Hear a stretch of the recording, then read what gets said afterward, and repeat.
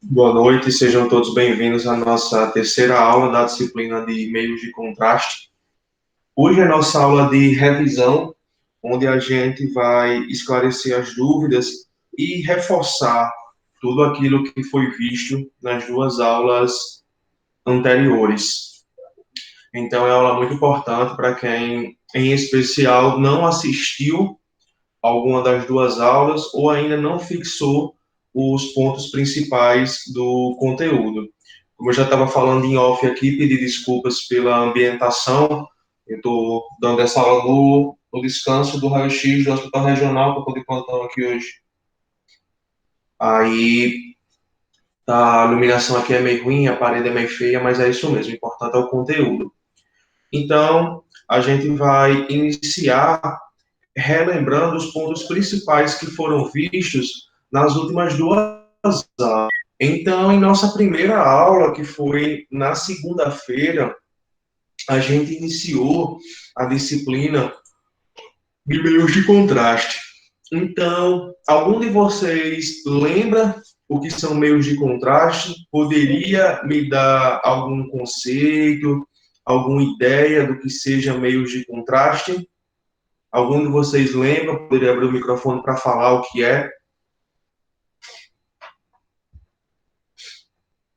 Vai ser a questão 1 da prova. Vamos responder junto aqui para na hora da prova ninguém errar. Eu vou perguntar lá, o que são meios de contraste? Abra aí, nós temos acho que 5 pessoas online.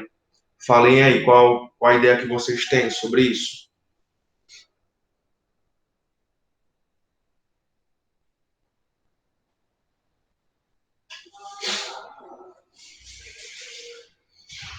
São substâncias administradas ao paciente com o intuito de ver algum órgão específico, dependendo da substância ingerida, né? Se oral, por exemplo, o trato digestivo pelo sulfato de bário, intestino, delgado, tananã e tananã. São substâncias usadas para visualizar determinadas anatomias.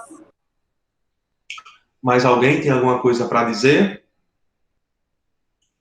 Vamos, pessoal, se acomode não, fique com vergonha não.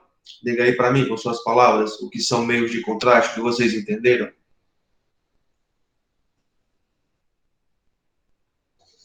Se eu ficar dando meio ponto ao Dinho toda vez que ela responde, ela Eu amo muito!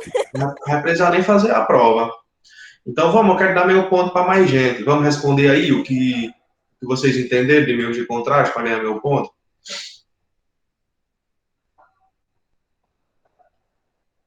Pronto. Como ninguém respondeu, então todo mundo perdeu meio ponto, inclusive a própria Aldine. Okay. Então vamos lá. Meios de contraste são substâncias que elas são utilizadas em alguns exames da radiologia e essas substâncias elas conseguem dar um destaque, dar uma diferenciação a determinadas estruturas. Algumas estruturas do corpo humano, elas são de fácil visualização nos exames por imagem.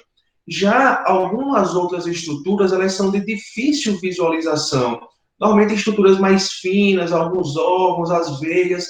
Então, para o médico conseguir estudar essas estruturas, ele pode solicitar um exame com contraste. E o contraste, ele vai fazer esse papel de entrar no corpo do paciente e dar um destaque, uma diferenciação para essas estruturas que no exame por imagem normal não apareceriam, ou ao menos não apareceriam com qualidade. O médico não poderia ter um estudo muito aprofundado sobre elas. Então, quando o médico avalia que há necessidade, ele pode solicitar um exame com contraste. Um raio-x com contraste, uma tomografia, uma ressonância com contraste, que vai se tornar um exame mais específico, pois essa substância, esse contraste, vai entrar no corpo humano, vai entrar naquela região e posteriormente vai ser feito o exame e aí vai dar um destaque maior nas estruturas. Que é o que nós estamos vendo aqui nessa imagem, onde a gente consegue ver uma imagem com e sem contraste. Aqui à nossa esquerda, a gente tem uma imagem sem contraste, né, uma imagem natural, uma radiografia de abdômen, e como a gente consegue visualizar aqui,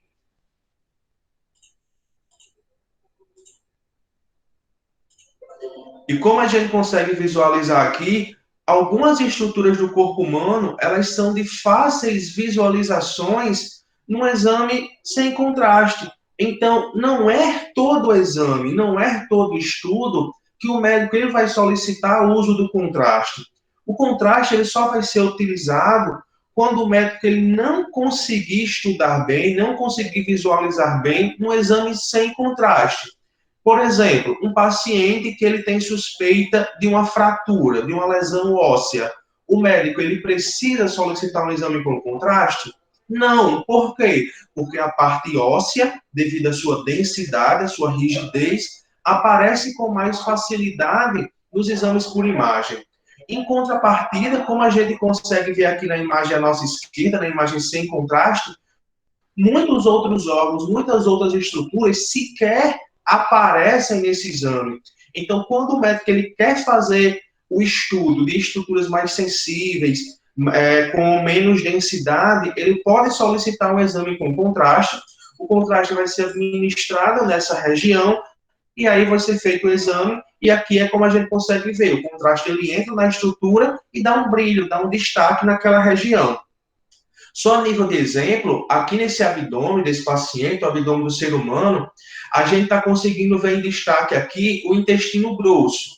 Mas além do intestino grosso, nós temos diversos outros órgãos dessa região. Nós temos todo o sistema renal. E nessa imagem, por exemplo, a gente não consegue ver os rins, os ureteres, a bexiga, a gente não consegue ver o intestino delgado. Então, caso o médico ele queira estudar, por exemplo, o sistema renal, então já vai ser outro processo, outro tipo de administração, outro tipo de exame. Então, o contraste ele entra naquela estrutura, naquele estudo específico, e aí vai conseguir dar um destaque na imagem. Então, como eu disse, vai ser a questão 1 da prova. Na questão 1 da prova, eu vou perguntar bem simples. O que são meios de contraste? E aí vocês não precisam ficar presos ao que tem na apostila ou até mesmo o que eu falei aqui. É importante vocês terem em mente com as palavras de vocês. É como eu disse na primeira aula, a nota, ela não importa tanto. O mais importante é você conseguir se expressar, é alguém perguntar o que é, você ouvir falar num grupo e você conseguir entender, você conseguir, caramba, eu sei o que é isso, eu sei explicar o que é isso. Então é importante que vocês tenham em mente conseguir explicar, conseguir falar com suas palavras. Não necessariamente precisa ser igual ao livro ou igual à apostila, mas o conceito, a ideia base de meios de contraste é isso. Meios de contraste são substâncias que são utilizadas em alguns exames da radiologia e vão servir para dar um destaque, uma diferenciação em determinadas estruturas. Que exames são esses? São exames que o médico avalia a necessidade de estruturas que normalmente não conseguem aparecer em exames sem contraste. Então, quando são estruturas menores, mais escondidas, mais finas, o médico pode solicitar um exame com contraste e, a partir daí, vai conseguir dar um destaque, uma diferenciação na imagem. Aprenderam, pessoal, que são meios de contraste? Então, o meio de contraste ele consegue permitir uma diferenciação entre as estruturas vizinhas. Muitas estruturas elas têm densidade similar, além de que nosso corpo ele é repleto de sobreposições. É como eu estava falando. Nessa radiografia de abdômen, por exemplo, a gente consegue ver aqui no exame sem contraste, basicamente a parte óssea. Coluna, costelas, a região pélvica, né? Mas aqui nós temos diversos órgãos, um por cima do outro. Intestino delgado, intestino grosso, nós temos o sistema renal, os dois rins, os dois ureteres, aqui embaixo temos a bexiga. Ou seja, são muitos e muitos órgãos, muitas estruturas que o médico ele sequer consegue visualizar numa radiografia, ou numa tomografia, ou numa ressonância. Então, para o estudo desses órgãos que não aparecem ou aparecem com dificuldade, não aparecem com clareza nos exames por imagem, ele pode solicitar o exame com contraste. O contraste vai ser administrado nessa estrutura, posteriormente vai ser feito o exame, e aí essa substância ela vai conseguir dar um destaque, uma diferenciação nessa estrutura de acordo com o que o médico queira, possibilitando assim um estudo mais específico. Uma vez dentro da estrutura, consegue dar uma melhor definição na imagem obtida em exames radiológicos, né, exames por imagem, seja humanos ou animais. Então, já aprenderam o que são meios de contraste? Todo mundo vai acertar a questão da prova? Eu amo falar sozinho, amo falar e ninguém responder. Tudo que eu queria. Então, além do que são meios de contraste, a gente aprendeu, a gente fala muito dessa palavra administração. A administração nada mais é do que como o meio de contraste, como essa substância, ela entra no organismo do paciente. A gente já aprendeu que essa substância é utilizada em alguns tipos de exames, vai dar uma diferenciação, um destaque em determinadas estruturas, vai melhorar o estudo médico, vai melhorar o diagnóstico. Mas como essa substância entra no corpo humano? E a gente vem estudando que existem 4 vias de administração, ou seja, 4 formas desse contraste entrar no corpo humano, que vai variar de acordo com o que aquele exame vai estudar e que tipo de substância vai ser utilizada. Então, dentro dessa questão de vias de administração, nós estudamos que existem 4. Quais são essas 4 vias de administração?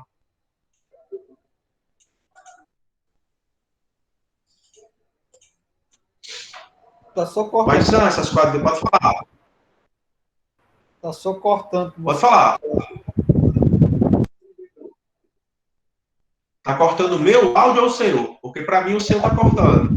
O seu aqui também tá cortando muito aqui. Não sei pro outro pessoal aí. Para mais alguém, meu áudio tá ruim? Tá falhando um pouco. Talvez seja a internet, que onde eu tô aqui a internet não é boa. Fica sumindo o slide também para mim. Não, o slide é o de menos, o importante é a minha voz. Mas vocês estão conseguindo entender o que eu tô falando? Agora sim. Estão conseguindo entender, né, o que eu tô falando? Eu perguntei sobre a questão das vias de administração. A gente aprendeu que existem 4 vias de administração, ou seja, 4 formas do contraste, né, da substância, ela entrar no corpo humano. Leilane, abre o microfone e fala. É melhor do que falar no chat. Abra aí e fala. Intravenosa, oral, endocavitária e... Poxa, da medula eu sempre esqueço. Fala aí, Intratecal. Leilane. Como? Já. Intratecal. É É da Jaine, né? medula? É. Isso mesmo, muito bem. São 4 vias de administração. A via oral, quando o contraste ele vai ser administrado pela boca. A via intravenosa, quando o meio de contraste vai ser administrado pela veia. A via endocavitária ou retal, quando o meio de contraste vai ser administrado por orifícios naturais, reto, útero e uretra. E a intratecal, quando o meio de contraste vai ser administrado no canal medular. Então, de acordo com o que o médico ele queira estudar, vai ser aquela via de administração utilizada. Por exemplo, se o médico ele quer estudar veias, artérias, alguns órgãos específicos, articulações, que via de administração ele vai utilizar? Então, se a gente quer estudar veias, artérias, articulações, a via de administração vai ser a endovenosa, vai ser pela veia do paciente. Se o médico ele quer estudar o intestino grosso do paciente, então a via de administração vai ser a retal. Se o médico ele quer estudar as trompas uterinas da paciente, então a via de administração vai ser a endocavitária, no caso, pelo útero. Se o médico ele quer estudar o esôfago, o estômago, a via de administração vai ser pela boca. Se o médico ele quer estudar o canal medular do paciente, então a via de administração vai ser a intratecal. Então, para vocês não se confundirem, é só vocês imaginarem que região do corpo vai ser estudada. Então, se for na região superior, provavelmente vai ser pela boca. Se for inferior, provavelmente vai ser pela retal endocavitária. Se for mais interno, for veias, artérias, intravenosa. E se for na região da coluna, vai ser a intratecal. Basicamente, são essas 4 vias de administração que nós temos. Essa questão, vou anotando aí, essa questão das vias de administração vai ser a última questão da prova. Vou deixar ela por último. Vai ser a questão 35 da prova, tá bom? Já fechei a prova, vai ser 35 questões. Essa vai ser a última. É porque Quais você se são... irritou hoje. Oi? Foi porque você se irritou hoje. Da outra vez podia ser só 25. Não, agora foi, deu eu 30. fiquei chateado. Eu percebi, Aí, senti no coração. a questão 35 da prova, eu vou perguntar assim: quais são as vias de administração dos meios de contraste e o que elas estudam? Aí vocês vão colocar as vias de administração: oral, pela boca, intravenosa, na veia, endocavitário, orifícios naturais e intratecal, canal medular. Basicamente é isso. Tá bom? Então, são essas 4 vias de administração: oral, intravenosa, endocavitária e intratecal. Nem estou vendo o slide, está aqui. Oral, pela boca. Então, quando o meio de contraste ele for administrado pela boca, o paciente ele vai literalmente beber, ele vai deglutir o meio de contraste, seja bebendo em forma de líquido ou até mesmo mastigando, em alguns casos. E quando o meio de contraste ele é administrado pela boca, é porque o médico ele quer estudar aquela região. A deglutição, né, que é o ato de engolir, o esôfago, que é o canal que liga a boca até o estômago, e o próprio estômago. Então, quando o meio de contraste é administrado pela boca, estuda basicamente esses 3 pontos. Boca, né, a deglutição, o esôfago e o estômago. Quando o meio de contraste é administrado pela veia intravenosa, também chamada de endovenosa, é quando o médico ele quer estudar principalmente o preenchimento de veias e de artérias, e também de alguns órgãos que acabam sendo irrigados pela corrente sanguínea, além de articulações e outras regiões. Então, se a via de administração é intravenosa, quer estudar basicamente veias e artérias. Quando a via de administração é endocavitário, ou retal, né, é quando é o chamado orifícios naturais. Então, o reto, se a via de administração for pelo reto, quer estudar o quê? Ampola retal, intestino delgado, intestino grosso. Pode ser pelo útero, onde para estudar o próprio útero, trompas uterinas, ovário, pode ser pela uretra, enfim, nessa região pélvica. Via de administração endocavitária. E a última via de administração é a intratecal, que é quando o meio de contraste vai ser administrado no canal medular do paciente para estudar exatamente essa região de toda a coluna. São essas 4 vias de administração. E o terceiro e mais importante ponto que nós estudamos na primeira aula foi relacionado às substâncias, né, os meios de contraste, que vocês com certeza estão estudando muito, estão fazendo a pesquisa para o trabalho, para o seminário e tudo mais. Então, quais são as 3 substâncias que nós estudamos de meios de contraste? Alguém poderia me dizer? Gadolínio, sulfato de bário e iodo. Alguém mais poderia me dizer alguma coisa? Fala, pessoal. A mesma coisa. Iodado. Pronto. Abra pelo menos para dizer um oi. Rosilene, Maria Kathleen, Leiliane e Nina. Abre e diga, oi, professor. Abre o microfone só. Oi, professor. Oi, professor. Pronto. Então, pelo menos eu sei que não é um robô, Oi, que é um computador. professor. Bicho, tá excelente. Oi. Leliane, tá aí ou fugiu da aula? Correu, né, Leliane? Pronto. Mas é isso. Pelo menos agora eu sei que vocês estão aqui, que eu não estou falando para as paredes. Então, sobre as substâncias de meios de contraste, que na verdade é o ponto principal da disciplina. Quando se fala de meios de contraste, estão se falando dessas três substâncias, que são o sulfato de bário, o iodo e o gadolínio. Então, o sulfato de bário foi a primeira substância que nós estudamos. Deixa eu pegar aqui uma imagem, deixa eu colocar na imagem ilustrativa. Isso. Então, o sulfato de bário é esse pozinho branco. Ele é um meio de contraste que é considerado seguro, então dificilmente se tem reações alérgicas ao sulfato de bário, é um meio de contraste considerado seguro. Ele é esse pozinho branco que vocês estão vendo aí na imagem. Esse pozinho branco, ele vai ser misturado a algum tipo de líquido, a água, ao iogurte, vai ser feito algum tipo de mistura, e aí vai ser administrado no paciente. O sulfato de bário ele tem uma característica de que ele é insolúvel, né? A gente aprendeu isso na aula passada e vai rever hoje. Ou seja, esse pozinho ele não se dissolve, ele se mistura, mas não se dissolve, né? Posteriormente vai ficar suspenso. E ele tem duas vias de administração. O sulfato de bário tem via de administração oral, ou seja, pela boca, e via de administração retal, ou seja, pelo reto.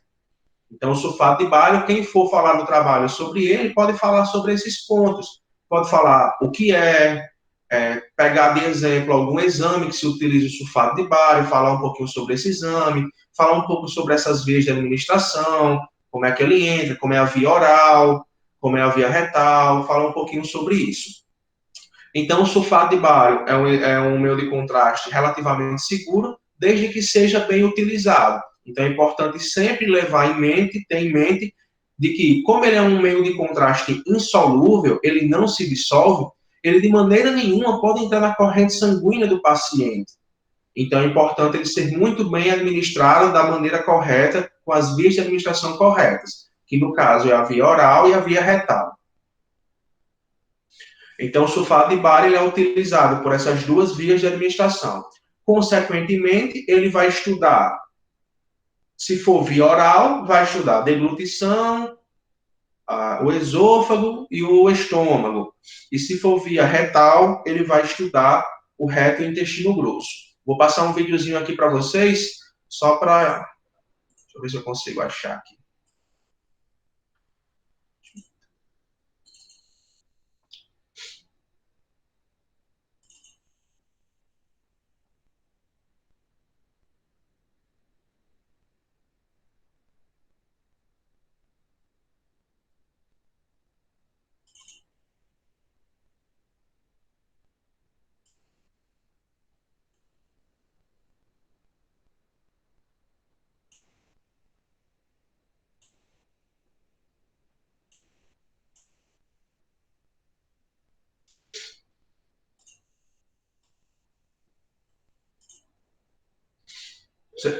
Vocês estão vendo o vídeo?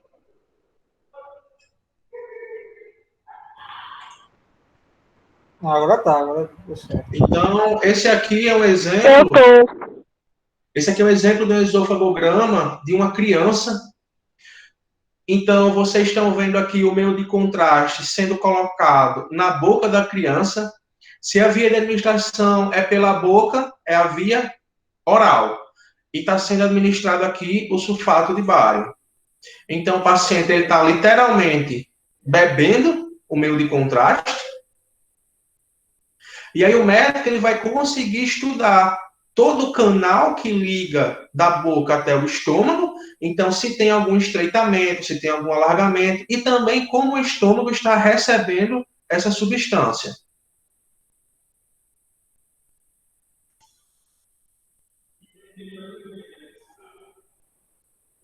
Então, o sulfato de bário por via oral estuda essas regiões do corpo. eu mostrar outro videozinho aqui para vocês. Vocês vão entender melhor na próxima disciplina, porque quando a gente for estudar esse exame. Mas deixa eu só mostrar mais um aqui.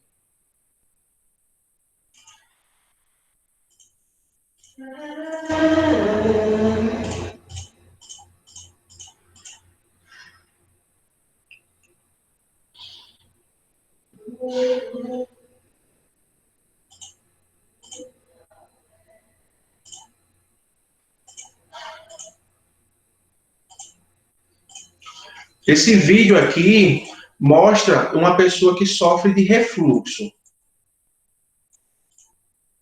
Então, aqui nós vamos ver via de administração via oral,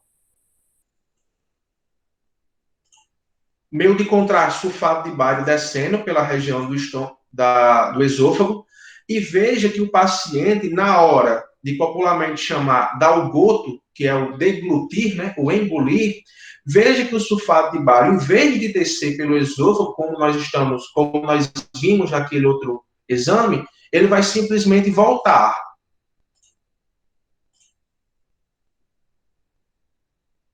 Ó, contraste voltando para a boca, ele não consegue, tem muita dificuldade para engolir. Então, um exame como esse, sem contraste, o médico ele dificilmente conseguiria estudar esse canal. Então, ele vai estudar para entender o que está acontecendo. Paciente tossindo, ó. O contraste voltou, né? Refluxo. Aí o paciente começou a tossir e mesmo assim não conseguiu engolir. Isso aqui é muito comum para algumas pessoas. E um estudo como esse seria impossível num exame sem contraste. Vou mostrar mais um exemplo aqui.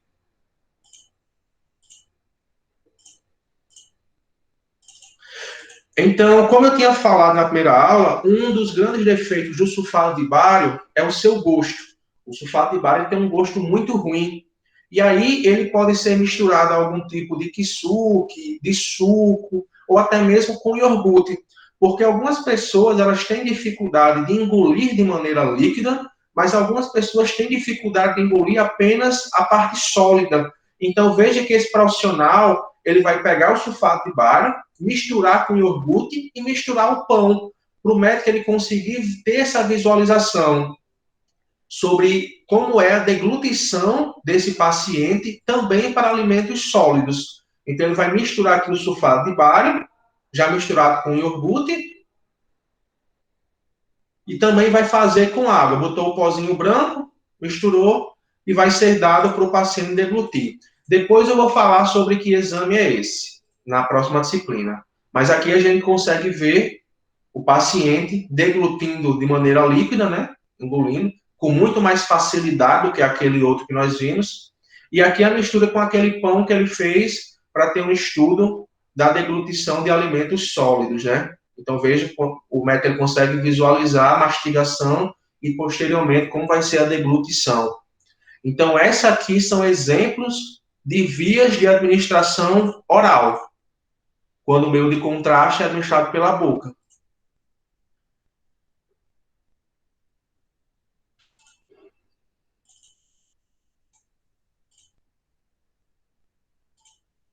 Então, o sulfato de bário, ele estuda se for por via oral, esôfago e estômago, se for por via retal, reto e intestino grosso. Basicamente, é isso. Meio de contraste seguro, onde sua principal dificuldade é somente relacionada a seu gosto, e aí pode ser utilizada algumas características para diminuir isso. Podemos passar para o próximo meio de contraste? Podemos, né? O segundo meio de contraste que nós falamos é o iodo. O iodo é o meio de contraste mais conhecido, mais famoso, mais utilizado, porque ele tem algumas características que o torna de mais fácil transporte no corpo humano. Porque o sulfato de bário, apesar dele causar poucas reações alérgicas, como ele é insolúvel, ele não pode ter contato diretamente com muitos órgãos do corpo, porque pode causar dano. Já o iodo não. Já o iodo, ele é hidrossolúvel e lipossolúvel, né? Como a gente viu na aula passada e vai ver daqui a pouco também. Então, ele consegue se espalhar com muita facilidade na região do corpo. Então, o iodo, ele tem 3 vias de administração. A via oral, também pela boca, que é mais raro. Então, via oral pode ser utilizado tanto o sulfato de bário quanto o iodo, mas o iodo é muito mais raro. Normalmente, o iodo ele é utilizado de maneira intravenosa, né, pela veia, ou intratecal, que é pelo canal medular. Então, se o iodo ele for administrado pela veia, ele vai estudar o quê? O sistema venoso, né? Veias, artérias e alguns órgãos também. E se ele for administrado de maneira intratecal, ele vai estudar o canal medular.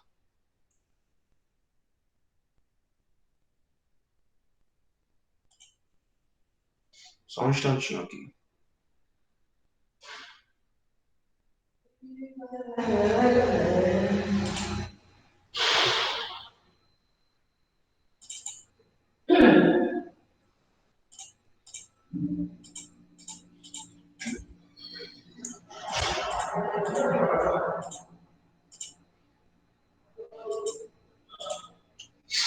Esse vídeo que vocês estão vendo é o exemplo da via de administração intratecal.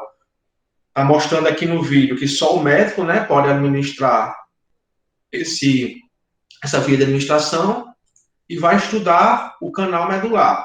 Vai ser feito a limpeza na região, o acesso e vai se administrar o contraste que vai se espalhar na região do canal medular do paciente.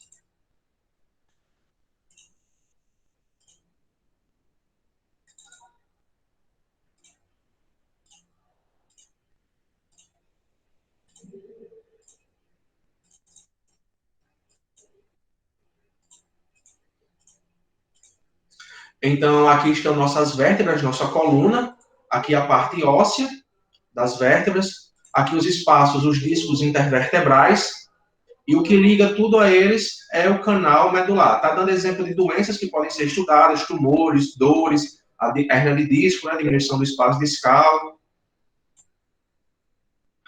Vai ser feita a administração intratecal, né, no canal medular do paciente.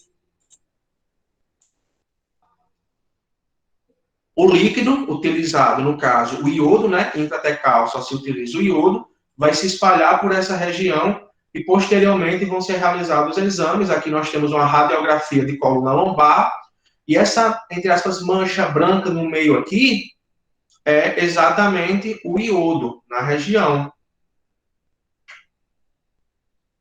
Então, o meio de contraste, ele faz essa função de se espalhar, no caso aqui, na corrente sanguínea, e dar um destaque na imagem.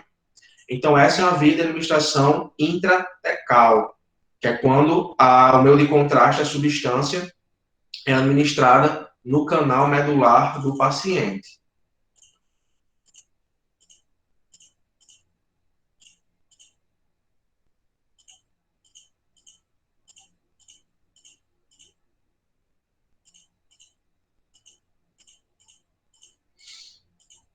Só vendo se eu acho aqui se eu tenho uma intravenosa. Tenho sim. Vou mostrar aqui para vocês uma intravenosa.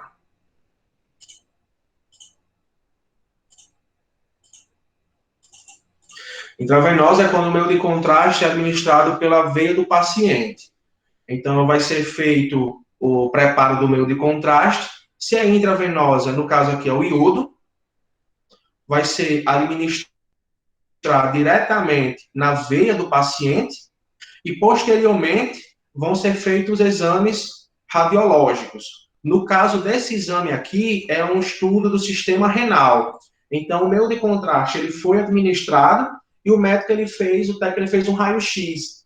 Veja que não aparece o meio de contraste ainda, mas alguns minutos depois, a gente já começa a ver os rins, os ureteres, aqui já aparece um rim, então o outro aqui não aparece.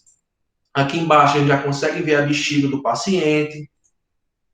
Então, nesse exame aqui, a gente já consegue ver perfeitamente o papel do meio de contraste. O meio de contraste, o iodo, foi administrado de maneira intravenosa, ou seja, na veia do paciente, e tudo que entra de substância química em nossa corrente sanguínea, o que acontece? Nossos rins, eles filtram, como o iodo ele é hidrossolúvel, ele se dissolve em água, e aí vai começar a ser captado pelos rins, passar pelos ureteres, se acumular na bexiga, para posteriormente ser excretado na urina. Então, aqui a gente já consegue ver os rins do paciente, os ureteres e aqui embaixo a bexiga. Então, esse é o papel do meio de contraste. Essa imagem exatamente que eu parei aqui a gente consegue ver a diferença, por exemplo, de um exame que o paciente está com a bexiga cheia, como o iodo ele é hidrossolúvel, ele vai conseguir se espalhar e o médico ele vai poder estudar anatomicamente o formato da bexiga do paciente. Já nessa outra imagem aqui, esse paciente está com a bexiga vazia, ou seja, ainda é só um pouquinho do contraste. Então, até isso é importante. Aqui até fala, bexiga cheia e bexiga vazia. Cheia e vazia. Então, essa é um exemplo de uma via de administração intravenosa, ou seja, pela veia do paciente.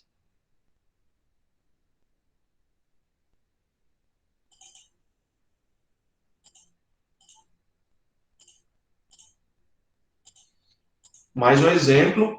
Ora, se nós temos um exame que está estudando a veia do paciente, então a gente já sabe que o meio de contraste utilizado é o iodo e a via de administração é a intravenosa. Então, o iodo, ele entra na corrente sanguínea, como ele é hidrossolúvel, ele vai se dissolvendo na corrente sanguínea e começa a se espalhar. E aí vão ser feitos os exames por imagem. Então, a gente consegue ver que nesse início aqui, nós temos, quase não vemos nada de veias, mas quando o contraste começa a se espalhar, olha como o estudo fica muito mais amplo. O médico ele consegue estudar as veias uma a uma, todos os detalhes. Para a gente parece apenas um amontoado de veias, mas o médico ele vai estudar se alguma está bloqueada, está calibrosa, está tendo vazamento, se não está, extravasamento. Então, tudo isso é uma amplitude muito grande de estudos, que sai muito daquela ideia que normalmente o aluno tem de que raio-x é só para fratura. Ah, fazer um raio-x por quê? Não, porque fulano tal quebrou a perna, vai fazer um raio-x. Não. O raio-x, a área da radiologia, ela é muito ampla. E os exames com contraste, a radiologia com contraste, aumenta ainda mais esse leque de opções de estudos para a medicina. Sobre essa parte de vias de administração, vocês já aprenderam, já pegaram, né?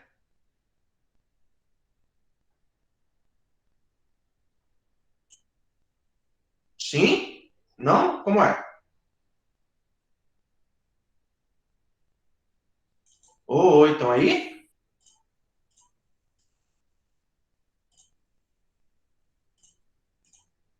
Oi, vocês estão aí? Sim. Ufa! Sim, ainda bem. Então, só para mostrar a última via de administração que estava faltando, vou mostrar a via de administração retal aqui, para vocês verem.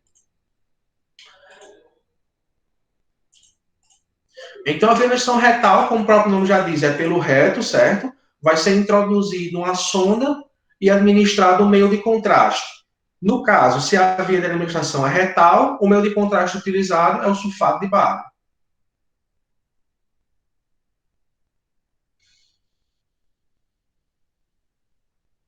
Vai ser colocado e vai começar a se espalhar na região que o médico queira. No caso aqui, no intestino grosso do paciente, que é o mais comum. Vai ser inflado só para o meio de contraste não voltar, né, não extravasar, e posteriormente vão ser feitos os exames por imagem. Esse aqui é um exemplo de uma via retal, né, diretamente no reto do paciente.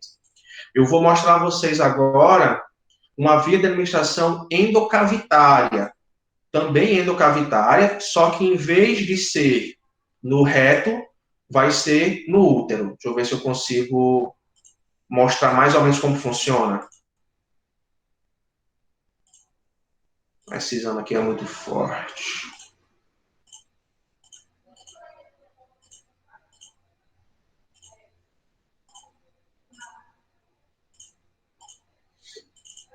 Então, aqui, pelo útero, né? O nome desse exame é histerosalpingografia, é o exame que estuda o útero, as trompas e os ovários. É o sistema reprodutor feminino.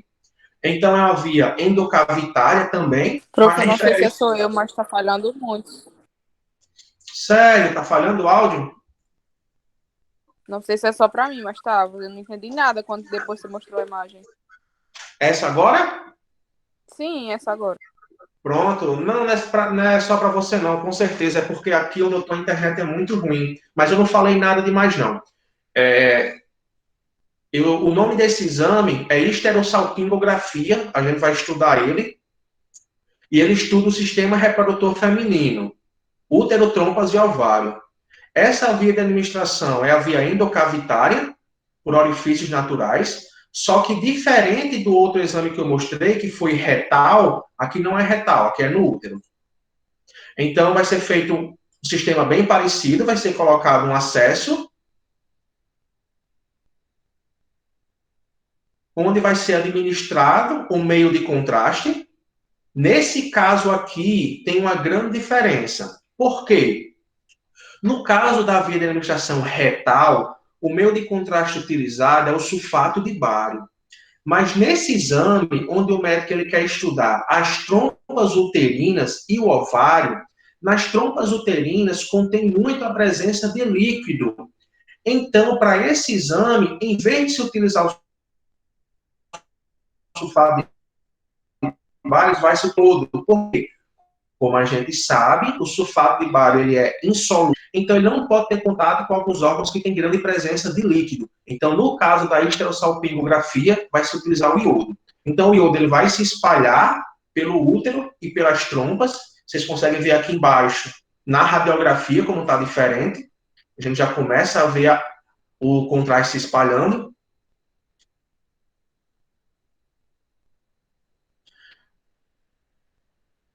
Então, só a nível de exemplo, de informação, como eu disse, a gente vai dar melhor esse exame, mas olha a importância desse exame. Veja que essa paciente, ela tem uma das trompas arqueada, o formato anatômico está arqueado, está para cima, e isso fez com que a outra região, o lado esquerdo, ficasse mais baixo. E, além disso, ela tem um bloqueio. Professor, como você sabe? Veja que o contraste ele se espalha por uma das trompas, pela direita, mas pela esquerda o contraste não passa.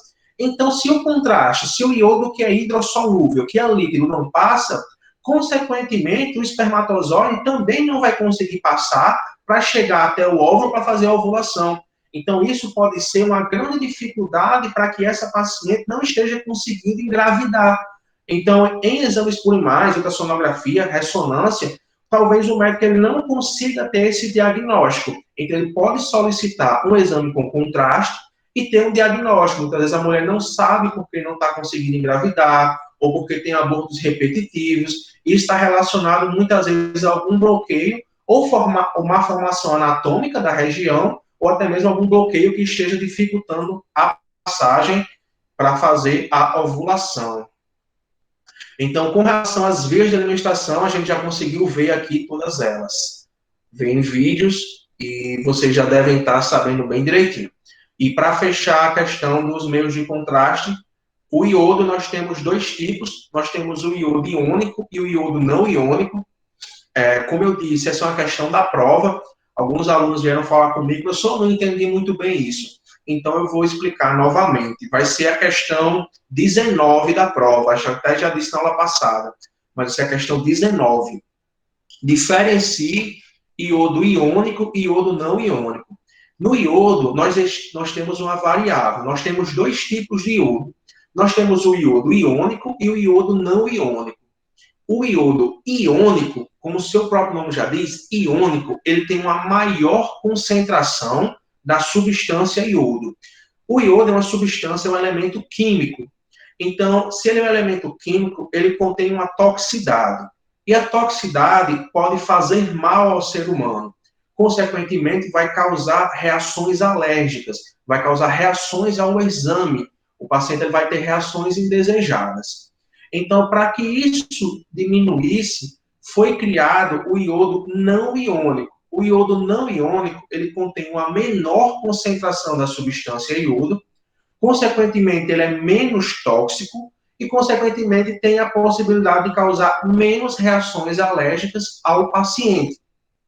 Então, nós temos dois tipos, iônico e não iônico. Iônico, maior concentração de iodo, maior possibilidade de causar reações alérgicas. Não iônico, menor concentração de iodo, menor possibilidade de causar reações alérgicas. Então, qual desses dois seria o mais indicado, o mais seguro? Seria o iodo não iônico. Por quê? Porque ele tem uma menor chance de causar reações alérgicas ao paciente. É um meio de contraste mais seguro, porque ele é menos tóxico. Basicamente, a diferença de um para o outro é essa. Beleza? Beleza. Beleza, beleza. O pessoal fala, porque odeio falar sozinho. Quando eu estiver dando aula presencial para vocês, vocês vão ver como eu sou chato. Vocês vão ter que passar a aula todinha falando. Aqui eu não sou acostumado com isso, não. E o último meio de contraste é o gadolínio. O gadolínio, ele é, entre aspas, o mais fácil, porque ele não tem tantas variáveis. Então, no sulfato de bário, pode ser administrado oral, retal, aí ele é insolúvel. Aí o iodo tem o iodo iônico, não iônico, endovenosa, intratecal, tudo tem essas variáveis. O gadolínio, por ser um contraste muito específico, ele não tem tanto essas variações, o que fica mais de fácil entendimento. Por exemplo, o gadolínio, ele é utilizado somente no exame de ressonância magnética. Questão 33 da prova. Coloque aí, ó. Questão 33 da prova. Pode colocar aí. Questão 33 da prova. Por que o gadolínio só é utilizado no exame de ressonância magnética? Eu vou perguntar lá bem bonitinho. Aí na questão 33, vocês vão colocar: o gadolínio, ele é utilizado somente no exame de ressonância magnética. Primeiro, vocês têm que entender o que é o exame de ressonância magnética. Vocês estão fazendo um curso de técnico em radiologia, mas existe uma área muito específica que é da radiologia, mas não tem radiação, que é a ressonância magnética. A ressonância magnética, ela é da área da radiologia, mas ela não trabalha com raio-x, com radioatividade, com radiação. Ela trabalha com magnetismo. Então, o magnetismo que consegue fazer alterações no corpo e consegue gerar imagens. Então, dentro da ressonância, não tem radiação. Então, para se ter um contraste que funcione na ressonância, a gente não pode ter uma substância que reaja à radiação, porque não tem radiação. A gente tem que ter uma substância que reaja ao magnetismo, porque na ressonância nós temos magnetismo, ressonância magnética. Então, o gadolínio é uma substância que contém um elemento paramagnético, ou seja, ele reage ao magnetismo. Então, com isso, ele consegue dar um contraste na imagem. Por isso, o gadolínio é utilizado somente no exame de ressonância magnética, porque ele reage somente ao magnetismo. Então, se o paciente for administrado no paciente iodo e ele fazer uma ressonância, vai aparecer alguma coisa de diferente? Não. Por quê? O iodo ele reage ao raio-x. O sulfato de bário reage ao raio-x. Se o paciente for administrado o gadolínio e ele fazer uma tomografia, fazer um raio-x, vai dar alguma diferença? Não. Por quê? O gadolínio ele reage ao magnetismo da ressonância, não reage à radiação. Beleza? Gadolínio utilizado somente no exame de ressonância magnética, porque ele reage somente ao magnetismo. E além dessa peculiaridade de ser utilizado somente no exame, o gadolínio tem outra peculiaridade, que é a questão de vias de administração. A gente viu que o sulfato de bário pode ser via oral ou via retal. E a gente viu que o iodo ele pode ser intravenoso ou intratecal. No caso que eu dei um exemplo aqui, até mesmo o iodo pode ser utilizado de maneira endocavitária, no caso, no útero. Então, tem muitas variáveis. Já o sulfato de bário, o gadolínio não. O gadolínio ele só tem uma via de administração, que é a via intravenosa. Então, o gadolínio é utilizado somente no exame de ressonância magnética e somente na veia do paciente, somente de maneira intravenosa. E é utilizado na ressonância porque ele reage ao magnetismo. E os outros citados, iodo e sulfato de bário, reagem à radiação. Entendido? Sim. Entendido. Sim. Eita, Nina fala, Rosilene fala. Fala também, Magdiel, diga aí. Beleza? Então, beleza aqui. O Magdiel é pior que o meu. Então, pessoal, nessa primeira aula, a gente aprendeu 3 pontos importantes, que é o que são meios de contraste, substâncias utilizadas em alguns exames para dar um destaque a determinadas estruturas que não são possíveis de se ver sem o contraste, vai ser usado no exame com contraste para dar um destaque e melhorar o estudo dela. Aprendemos que nós temos 4 vias de administração, ou seja, 4 formas do contraste entrar no corpo humano: oral, pela boca; intravenosa, pela veia; endocavitário, por orifícios naturais. A gente já viu exemplos aqui de reto e de útero. E nós temos também a intratecal, que é pelo canal medular.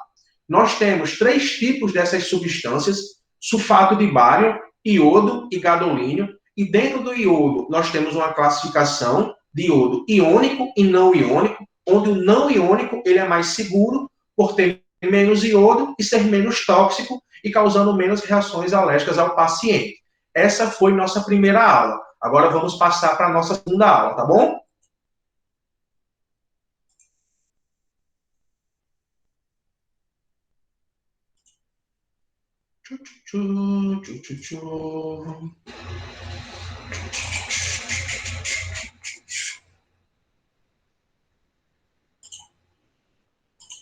Eita.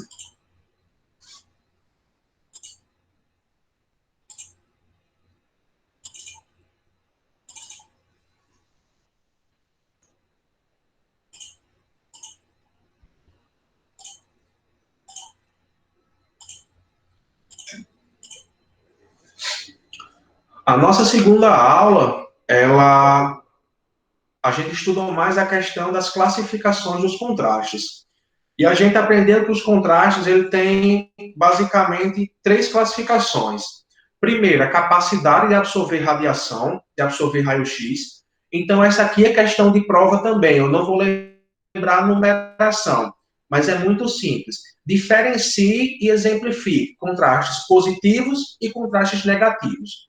Os contrastes positivos, que também são chamados de radioopacos, são aqueles contrastes que conseguem absorver o raio-x e dar um destaque na imagem.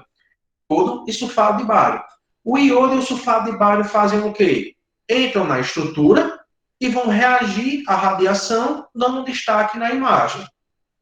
Então, o iodo e o sulfato de bário são contrastes positivos ou radioopacos, porque absorvem radiação, dá um destaque maior na imagem. E nós temos também os contrastes negativos ou radiotransparentes. Como o próprio nome já diz, radiotransparente, ou seja, não dá destaque na imagem. Então, os contrastes negativos ou radiotransparentes são as substâncias, são os contrastes que não são contrastes naturais, que eles não dão tanto destaque na imagem, mas que é o exemplo do ar, do gás carbônico e da água. São contrastes naturais, contrastes que nós temos no corpo humano, que dão uma diferenciação na imagem de acordo com o exame. Até o exemplo que eu dei aqui, que é na radiografia de tórax, onde a gente pede para o paciente respirar fundo e segurar. Por que a gente faz isso? Para que os pulmões do paciente se encham de ar, ou seja, se encham desse contraste negativo, fiquem pretos, fiquem escuros, dando um contraste maior para outras regiões do corpo, para outros órgãos. Então, contraste positivo, absorve radiação, dá um destaque maior na imagem. Iodo, sulfato de bário. Contraste negativo, contrastes naturais. Ar, água, gás carbônico. Professor, por que o gadolínio não entra nessa classificação de positivo ou negativo? Porque nós estamos falando sobre a capacidade de absorção de radiação. E como a gente já aprendeu, gadolínio não trabalha com radiação, trabalha apenas na ressonância magnética, no magnetismo. Então, contraste positivo, absorve mais radiação, dá um contraste grande na imagem. Contraste negativo, não absorve radiação, dá menos contraste na imagem. Exemplo de contraste positivo, iodo e sulfato de bário. Exemplo de contraste negativo, ar, água e gás carbônico. Outro ponto muito importante é essa questão da solubilidade. Também vai ser questão de prova, então vocês vão ter que saber isso aqui. Acho que essa aqui é a questão 14 ou 15 da prova, que é sobre a solubilidade. A solubilidade nada mais é do que a capacidade daquela substância se dissolver. E por que isso é importante? Porque, como vocês sabem, nosso organismo ele é formado em grande parte por líquido, né? Por água, por sangue. Então, a forma que esse contraste se espalha e se dilui no nosso organismo é de fundamental importância para o médico saber que contraste vai ser utilizado, que região do corpo ele pode estudar, que região do corpo ele não pode estudar. Então, tudo isso varia de acordo com a solubilidade, a capacidade do contraste se dissolver. E dentro disso, nós temos 3 tipos. Como eu falei na aula passada, seja nessa disciplina, ou seja em qualquer disciplina, quando tiver uma palavra que vocês digam, caramba, não sei o que significa isso, busquem ler a palavra, divida a palavra em 2 ou 3 partes e tenta, não, isso aqui eu sei o que significa. Porque o português ele tem muitas variações de outras línguas, do latim, do português de Portugal, então acaba sendo de fácil interpretação. Por exemplo, sobre essa capacidade de solução. Nós temos os contrastes que são hidrossolúveis. Todos vocês sabem, não precisa ser da radiologia para saber que hidro está relacionado a quê? A água. Tudo que é hidro é de água, como eu falei. Hidroginástica, hidrante, hidromassagem. Hidro está relacionado à água. Estudos hídricos, estudo da água. E solúveis é de se dissolver, de solubilidade. Então, hidrossolúvel é aquele meio de contraste que se dissolve em água. Exemplo, o iodo. É por isso que o iodo ele é utilizado de maneira intravenosa. Se a gente coloca uma substância na veia do paciente, dentro da veia do paciente, o que é que tem dentro da veia do paciente? Sangue. O sangue é o quê? É líquido. Então, o meio de contraste do iodo ele vai fazer o quê? Vai se espalhar nesse sangue, nesse líquido, e vai seguir o fluxo da corrente sanguínea. Vai se espalhar pelos órgãos, pelas veias, pelas artérias, e isso vai dar um destaque na imagem. Então, contrastes hidrossolúveis que se dissolvem em água. Exemplo, o iodo. Lipossolúveis. Não precisa ser da radiologia para saber que lipo está relacionado a lipídios, a gordura. Lipoaspiração. Aspirar a gordura. Então, lipo é de gordura. Lipossolúveis se dissolve em gordura. Isso aqui é muito importante, porque, como a gente sabe, muitos de nossos órgãos, eles contêm gordura dentro. A gordura, como eu disse, não está apenas na nossa região abdominal, né? Então, muitos de nossos órgãos, eles contêm lipídios dentro deles. E a gente ter um meio de contraste que se adeque, que se adapte bem a esses lipídios, é muito importante. É por isso que o iodo, por exemplo, é administrado de maneira intratecal. Então, ele consegue se espalhar no canal medular, ele consegue se espalhar por vários órgãos. Então, o iodo também é um exemplo de um contraste lipossolúvel, se dissolve em lipídios, se dissolve em gorduras. E nós temos um contraste insolúvel. O in é algo negativo. Fulano de tal é insensível, ou seja, ele não tem sensibilidade. O in é um prefixo negativo, de não. Então, normalmente, quando o in vem como prefixo na palavra, quer dizer algo negativo, certo? Então, insolúvel é o que não se dissolve. Exemplo é o sulfato de bário. É por isso que o sulfato de bário, ele nunca pode ser administrado de maneira intravenosa, por exemplo, porque diferente do iodo, que iria se espalhar na corrente sanguínea no sangue, o sulfato de bário ele é insolúvel, ele não consegue se dissolver em líquido. Então, ele ia interromper, bloquear a passagem sanguínea. Por isso que o sulfato de bário é apenas de maneira oral ou retal, diretamente naquela região, porque ele é insolúvel. Hidrossolúvel se dissolve em água, lipossolúvel se dissolve em lipídios, exemplo dos dois, iodo. Insolúvel não se dissolve, exemplo, o sulfato de bário. Beleza? Show? Show. Show, Beleza. né? Sobre o armazenamento, a quantos graus tem que ficar armazenado a 37 substância? graus. Por que 37 graus? É a temperatura corporal do ser humano. Show, Normal. show. Show, isso mesmo. Deixa eu ver outras coisas aqui importantes. Os efeitos colaterais. As indicações e contraindicações eu vou pular, porque, como eu já falei, vocês têm que relacionar o que o exame estuda por sua via de administração. Então, se a via de administração é pela veia, ele estuda as veias. Se é pela boca, aí vocês têm que entender de anatomia para saber o que tem próximo àquela região. Mas vamos aqui para a parte de efeitos colaterais.